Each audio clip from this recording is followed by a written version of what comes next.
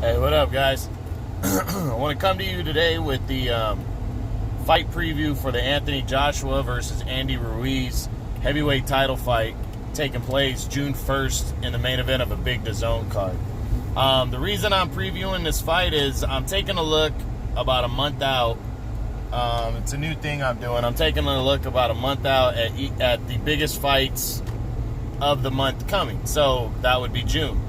And this seriously is the biggest fight of the month of June. It's got the number one heavyweight in the world, Anthony Joshua, against a guy I got ranked at number 10 at heavyweight, Andy Ruiz, a former world title challenger. So this is a big-time matchup right here that I'm really looking forward to. You know, a lot of people may not know Anthony Joshua yet, but if you guys don't know him, you guys better ask somebody, or you better get on YouTube and check him out. This guy is like the second coming of Lennox Lewis. He reminds me a lot of Lennox Lewis, a lot of talent, you know, a lot of power, and can box really well, and he comes out of the United Kingdom just like Lewis did. He's unified 3 of the 4 belts. He captured his world title a few years ago when he beat some paper champion named Charles Martin, but then he took on Vladimir Klitschko in 2017, and what I think is the fight of the millennium in terms of the heavyweights at least. Joshua scored a dramatic 11th round TKO over Klitschko to, you know, after putting Klitschko down in the 5th, then getting knocked down himself in the 6th, and looking like he was out on his feet.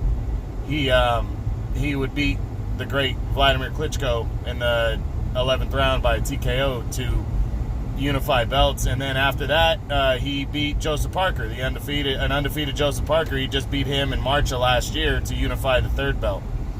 Now that's Joshua's resume. He's great. He's the number 1 heavyweight, and his opponent, Andy Ruiz Jr., tough Mexican heavyweight that just comes right at you. He's got that Mexican style completely down. He doesn't look like much either. He looks like Chris Arreola almost used to look, if you guys remember him. But you know what? This guy is a better and smarter version of Chris Arreola. This guy actually comes in, he carries his weight well, and he is a hard-charging Mexican. You know, he totally buys into that stereotype with his style. And he can punch and he can take punches. His lone defeat, he challenged for the WBO title in 2016, the vacant belt. He challenged for it against Joseph Parker, who was undefeated at the time, a guy that Anthony Joshua beat, but it wasn't the most impressive victory for Joshua. Actually, it's still the only guy Joshua hasn't knocked out is Joseph Parker. Well, Andy Ruiz fought him back in 16, and he came up just short in that fight, and he fought in New Zealand, which is Parker's home country, and a lot of people feel that Andy Ruiz got robbed in that one. It was a really close decision, majority decision, and a lot of people felt that he should have won the fight. So coming into this heavyweight fight, Anthony Joshua definitely the favorite. So I'm going to see what each guy needs to do to win and what my final prediction will be.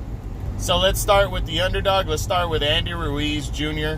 What does Andy Ruiz Jr. need to do to beat Anthony Joshua? Well, he needs to get inside of Anthony Joshua. Joshua uses his range really well and his jab. He needs to learn how to get inside of Joshua and stay right in his chest, landing those big shots. Don't let Anthony Joshua tie him up, and just continuously try to land that big shot to the head. But how do you get to the head? You hit the body first. I think he needs to get in there, needs to work the body really well, go after this guy, go after Anthony Joshua, and I think he might have a chance of scoring a knockout victory in this one and scoring a huge upset and becoming the heavyweight champion of the world. So that's it for him. Now, what does the heavyweight champion, the unified heavyweight champ, and undefeated Anthony Joshua need to do to beat Andy Ruiz Jr.? He needs to do what he always does, which is box.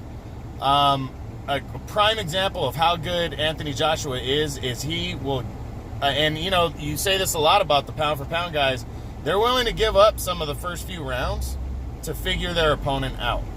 And not necessarily give up, but let the rounds be competitive so they can figure out what their opponent's doing. And Anthony Joshua does that a lot against, you know, his opponents. He did that in his last fight against Alexander Povetkin.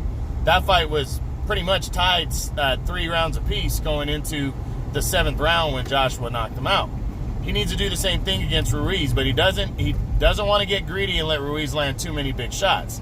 He just needs to box and move, use his jab and his power punching, and try to beat Andy Ruiz with that. If he does that, I believe he could set him up for the knockout and get a big win. And, you know, that's what I think he needs to do to win. But we'll see. We'll see what he can accomplish. I think it's very possible he can pull it off. And, yeah, we'll go from there with him. But that's what he needs to do. So my final prediction is who's going to win this fight? I'm going Anthony Joshua by a TKO in the middle to later rounds. I think he's going to wear down Ruiz. Ruiz is coming off of a short rest. You know, he fought 5 rounds against Alexander Dimitrenko on April 20th. So it's a quick turnaround for him and an opportunity to fight for a world title. I think he has a chance, but I just don't think he's going to beat Anthony Joshua, who's the best in the world right now. So that's it, guys. Hope you enjoyed this. That's the preview for Anthony Joshua and Andy Ruiz Jr. for the heavyweight title. It should be a good one. True Boxing, been hit with the truth.